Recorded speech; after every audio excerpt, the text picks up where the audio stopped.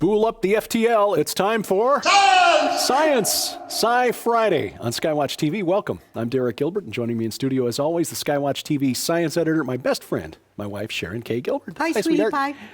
Well, welcome to the new year. Happy New Year, happy birthday, and almost happy anniversary. Yes, that's true. So much happening. It's a busy time of year for us here. It is. So, by the way, before we get too involved in stories, I have to say we're all kitted out in our Scottish wear. That's right. Thank you to our wonderful, wonderful viewer, and who's become a great email pal, Juan and his lovely wife in Scotland. Yeah. So even though you've got the official Ferguson. This is the official Ferguson tartan.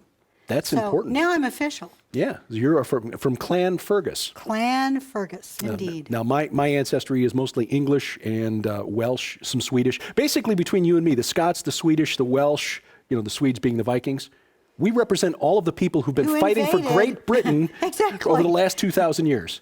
We are the last, what is the show? Not the Last Crusade, but the Last Kingdom. The Last Kingdom, yeah, right? That's right. Yeah. Show. Well, and you're a descendant of Edward Longshanks. Yes. Which my dad thought I'm on both sides. My dad thought that was really funny. He said, if we ever have an argument, I should stay away from windows. Anyway. Which is why I use it. We slay us. We do.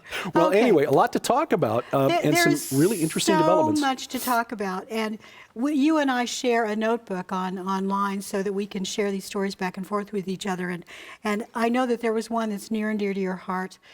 So why don't you lead with that? Well, I was curious about this one, and this is something that Josh Peck has talked about. So he's going to be here soon, and we'll be able to get his take on this. But this is something that he talked about in discussing quantum creation, his book, also the book Cherubim Chariots, but the Large Hadron Collider, which we've been paying attention to, and I know that Josh is doing more research on this for a future project, had been talking about the possible use of gravity waves as or gravitons, particles, which is really a radical thought because we think of it as a force, but scientists at the Large Hadron Collider recently discovered a very heavy particle, they think, which could prove to be evidence of a particle called the graviton.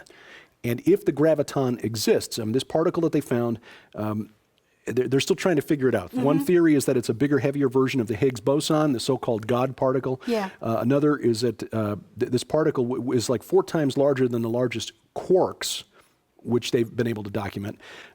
But again, they think if it's not this like mega Higgs boson, it could be evidence of a graviton, which could be evidence of the theory that there are other dimensions. Exactly. I think those that look at the multiverse and the multidimensional theories and string theory are looking for gravitons. Right. There are some who claim that gravitons are in some ways the unifying principle, that it all sort of hinges upon that. Of course, you and I know that it all hinges upon the Lord Jesus Christ. Right. Exactly right. He holds right. all the things together. He is the graviton. Exactly right. So scientists were kind of surprised by this. These were unexpected spikes that in their readings as they were looking for photon particles. But again, when we start getting into quantum mechanics and some of the stranger implications of quantum physics, which New Agers try to manipulate to say, well, see, it does really prove that we are just living in a hologram and we can affect reality with our thoughts, or at least what we perceive as reality. That's not at all what we're saying here. If you here. really think that, step in front of the bus. That's right. It's either you or it's the bus. It's not both, no matter how hard you try to wish it into the cornfield. Right. But what we're saying is that this just proves the amazing and incredibly intricate design of God's creation, and it shows the existence of dimensions beyond our perception as humans. Yeah. Our perceptions are limited, finite, and there is a spirit realm out there in which God exists, and we will perceive that someday, but not today. So anyway, interesting that science is coming around to it. They're just not seeing it through the right lens. No, they're not. Well, there was another interesting sort of fringe story that relates to CERN and their search for all sorts of particles and the claim by some, even within CERN, that they probably will end up opening a portal or a wormhole or a black Looking hole. for small black holes, right. Mm-hmm. Something like that. There's a YouTube video that I'll send you the link to because I'm not sure I got it on here, that purports to show an actual wormhole opening in the clouds over CERN. Mm-hmm. And even though the gentleman who is filming it is remarking about this wormhole in the clouds, he doesn't seem to be surprised by this ball of light that tracks up and disappears in it. So UFO. it's very possible all of this is just CGI, but Yeah. it's also, I mean, think about the spiral that was over Norway Right. back in, 2008, 2009? About somewhere in there? 2009, somewhere in there. That was real. And that looked incredibly fake, but real. People saw it in real time. So it's possible this actually happened, but when you're talking about that, I thought about that. Well, it could be a Sharknado. And in fact, it could be a Sharkano. A Sharkano? A Sharkano. The sharks have doubled down. They've ratcheted up. So, researchers who have been filming for a National Geographic special inside a volcano discovered hammerhead sharks living inside the volcano in the caldera. Oh, wow. Now, this is an underground volcano. Yeah. But still, the point being that the sharks are actually thriving and living down inside the caldera. Yeah, but my question was, how'd they get there? I mean, it's underwater. Oh, okay. It's in the ocean. Okay, It's underwater. okay. See, that was the problem. Right, if it's just underground, how did the sharks get I'm sorry, there? I didn't. Not underground, underwater. So, but the point is though that the sharks are swimming around inside the cauldron, of an active volcano. Exactly, and you wouldn't expect that to be a friendly environment. No. Very hot waters, probably the acidity is different than they're used to. So it's proof positive that the Lord can help whatever species to live in the environment He chooses to put them. Yeah. Hammerhead sharks, I don't know. Yeah, but the Sharkano thing Maybe was they're pretty constructing cool. something. It's a weapon. You know, we just had Christmas, and many of you may have gotten a smartwatch or a new toy, electronic of some kind. A couple of stories I want to talk about today have to do with that, and one of them is that there is a lawsuit that was just filed against Fitbit. It's a very popular smartwatch for tracking heart rate. And, Very much, and the claim in the lawsuit is that people were actually taking their own pulse, counting it out, and then comparing it to what the Fitbit said their heart rate was, and discovering, for instance, if you had an actual heart rate at 160, the Fitbit was calling it 82. Oh. That's a huge difference. That's the difference between resting state and after running for a mile or so. Yeah. And there are some people whose heart rate should never go above a certain level. That could be a critical difference. difference. They may be doing moderate exercise and thinking, okay, I'm walking, and oh gosh, he told me to get my heart rate up to 150. Oh, it's only 67. So I'll just really run now. No, if this is true, and I'm sure that there will be lots of research done on both sides of this lawsuit to make sure. But Fitbit, even though they say they are not a scientific device, they seem to be making claims that they're pretty accurate. Yeah. So they essentially are, without using the word scientific, in many ways trying to seem scientific. Their television ads are very slick and make it appear as though this is something you can use to help. I'm not saying that this isn't something that could be useful. I think that this is early in the technology, and people who are making devices like this that really are perceived as medical devices by the users, they need to make sure, do due diligence to make sure that they're accurate. Read the disclaimer, caveat emptor. Yeah, very much so. Another story that I want to talk about has to do, again, with something you may have gotten or something like it for Christmas. I'm going to show you, this is the cutest little robotic dog. Okay. Little robotic dog is named Chip, and this is actually something that will be coming out soon. And your kids are going to love it. It's got little ears and a little glowy face. Yep, I've got the when picture it's up right done here. playing, then you can go, it'll just automatically go back to its little bed/docking station to recharge. Honestly, if Nicole were young right now, she would so want one of these. Oh, absolutely, In yeah. fact, I think it's adorable. The problem is, if these devices are, let's just say, proto-artificial intelligence, then in many ways these devices are being put into homes to help children learn to program. Because one of the selling points of this is that it knows some tricks already, but you can teach it new tricks. And if that's true, then there's an algorithm within this that allows it to grow. Yeah, it shows here that it says here that according to the crowdfunding campaign that they've launched to raise money to develop this, that it would follow people around using a tracking beacon. Yeah. Which means it's going to have some sort of radio inside in order to communicate. If not actually Wi-Fi capable. Yeah. But it will be definitely, at least within your home, accessing where it is, and that's GPS. So it has to, you're right, it has to be able to track you in some way. So I think this is the future of toys. Many of them are going to be proto-AIs or little baby AIs eventually. And children will be learning robotics, language, and programming from a very early age. We already see it in a lot of schools. Not necessarily a bad thing, but what it does is that if these replace actual pets, and as you know, parents, we can see that there will be some advantages to that. Yeah. But it is not necessarily teaching a responsibility as far as dealing with an actual live pet or interacting with a live human or a live animal, let's say, or a live human for that matter. And the price point on this is very reasonable. As I recall, it was around $150. You'd spend that on most puppies. Sure.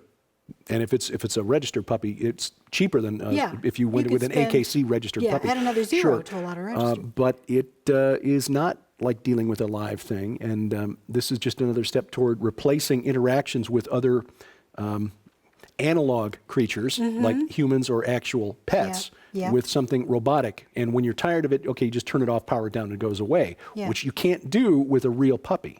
No, that's true. Well, not usually. No. There are some, as they get older, they just want to get out of your way. Well, Sam just likes sleep. snacks and naps. That's all he likes. Well, that's me. He takes after me. But that is where it's all going. And many of these toys, as we said earlier, they're going to be connected. And they're going to be, frankly, reporting the environment to some sort of third party. Well, and that's something I talked about yesterday, and we've talked about before, too, with things like Elf on the Shelf and other devices that have to be internet connected, like the Wi-Fi-enabled Barbie. Yes.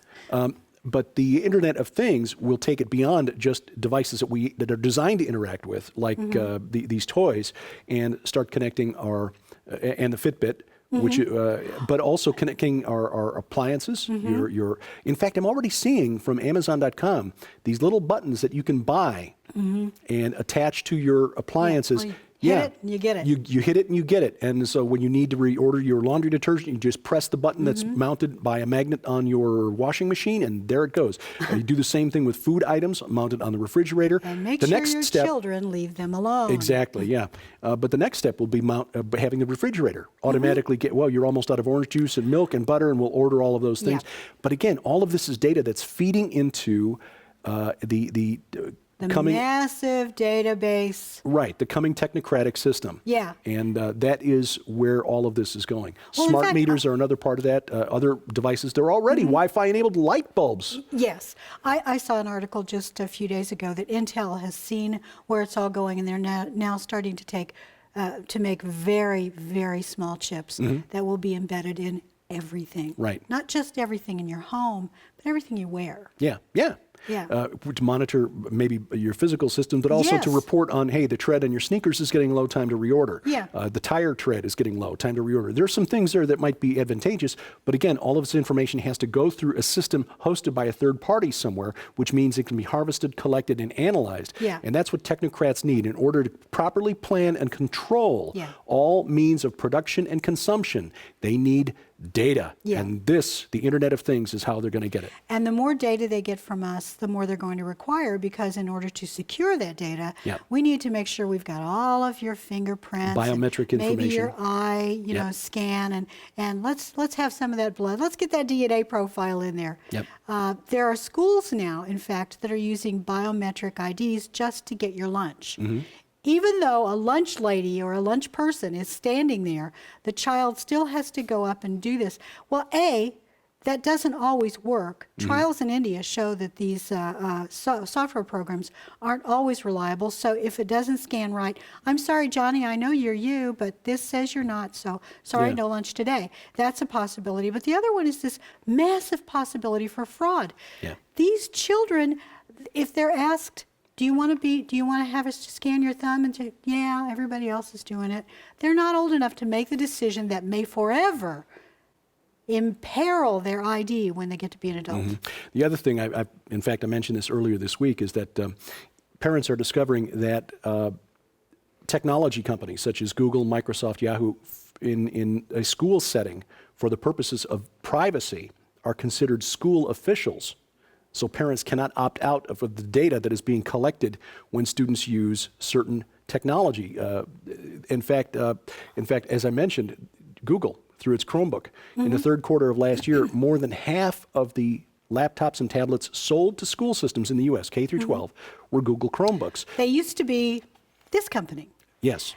but no The longer Chromebook because the is Chromebooks are very inexpensive. Very inexpensive, and they're all connected to the cloud. Yeah. So not only is the student's schoolwork in the cloud, but things like chat, email, location data. Yes. It used to be back in the day when all they would collect is, records of vaccinations, which is bad enough, but attendance records and test scores. Now it's who they've been chatting with and where have they been. Not to mention the fact that again, there's a webcam on these things, which can be hacked and accessed. Oh, and we've seen yeah. incidents of that. But parents, again, because of the legal definition of Google, Microsoft, Yahoo, and so on, being school officials, parents can't opt out and say, we don't want you collecting this information. What a crazy world in which we live. It is. Again, we're moving toward that technocracy. Well, speaking of technology, and this may be our last. Oh, yeah. Okay. There's now a drone that can carry a person. Oh, A okay. Chinese manufacturer has created what he's calling the smart taxi. This is like the 21st century version of the rickshaw. Yes, you might say that. It's a quadcopter that allows for a passenger to sit inside. It's beautiful, actually. It's a very elegant design. And I assume that it flies at a height that's not going to put it in danger of... One would hope. One would hope. But eventually, I mean, we're moving to the Jetson age so quickly. This is just the beginning. Within 5 years, lots of these will be out there. We will have all sorts of passenger vehicles and delivery vehicles that are flying around in a certain airspace. And this one is not remotely guided. Oh. It is autonomous. Oh, okay. So you give it your destination, it looks it up on GPS, and then it flies you to that destination? Very much. You get in, there's a little interface, sort of like a tablet, that you just tell it where you want to go. Wow. And just pray that, the overlords, the AI Cylon Yes. overlords, take you there. Yeah, so that you're not, the little GPS says that you've reached your final destination. Yeah, that's bad. It might really mean it. Well, that is interesting. And we're moving into a world that to our parents and grandparents would have looked like science fiction. It's so fast. It is so fast. And the things we talked about last year are so last year. They're so almost like last century. They seem so long ago. Just a year ago, smartwatches were relatively new. They're old hat now. Yeah. In fact, there are some who say that smartwatches are already on their way out. Yes, they're soon to be replaced by things you're wearing, either glasses or a headset or an embedded whatever. Embedded technology. Yeah. Yeah, that's the next big thing. Well, and this is why we spent so much time and effort on the documentary film Inhuman. If you haven't got a copy yet, we highly recommend it. Even though, as we said, the technology that we were talking about during the production of the film is almost now becoming old hat. Yeah. But what's more important is what are the theological implications of the transhumanist movement, because basically what it comes down to is a science fiction way of trying to fulfill the old promise from the garden, ye shall be as gods. Yeah. Well, on Tuesday, we talk about the dangers of replacement theology, the idea that God is done with the Jews and has no room for them in his end times prophecy. They've been replaced by the church. We had a wonderful conversation with Joel Richardson. Oh, yes, he is incredible. Yeah, New York Times bestselling author. His latest book is When a Jew Rules the World. And that title really drives it home because there is a day coming when he returns and will reign from the New Jerusalem. Amen to that. I And think my hair was white in that one. I think it was. You know what? We need a flow chart. Sharon's hair color, Derek's tie and suspender suspenders. color, yeah. And there's probably some deeper meaning that we haven't even sussed out yet. We don't want to know. Well, have a blessed weekend, and thank you for watching as we keep watch. For Sharon Gilbert, I'm Derek Gilbert, and this is SkyWatch TV.